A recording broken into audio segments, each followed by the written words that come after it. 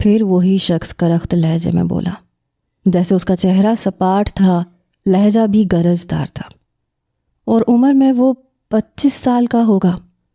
میں نے کھانا کھانا شروع کر دیا، لیکن ساتھ ساتھ میں آنسو بھی بہا رہی تھی۔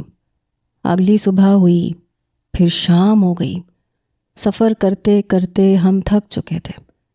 گاڑی اب شہر کی سڑکوں پہ دوڑ رہی تھی۔ پھر ایک بنگلے کے باہر جا کے گاڑی رکی۔ ہارن کے شور پہ چوکیدار نے دروازہ کھولا۔ گاڑی بنگلے کے اندر جا کے رکی۔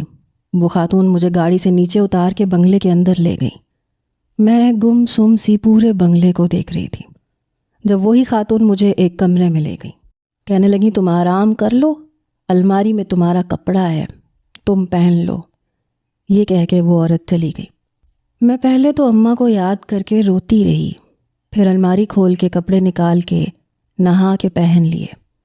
میں کافی تھکن محسوس کر رہی تھی، اس لیے سو گئی۔ پھر شام کو میری آنکھ کھلی۔ گھبراتے ہوئے میں کمرے سے باہر نکلی۔ وہ خاتون باہر بیٹھی ایک 22 سالہ لڑکی سے باتوں میں مصروف تھی۔ مجھے دیکھ کے کہنے لگی، آؤ آؤ ریحام۔ میں باہر آ گئی۔ ڈرتے ڈرتے میں اس خاتون تک پہنچی۔ انہوں نے مجھے اپنے ساتھ بٹھایا۔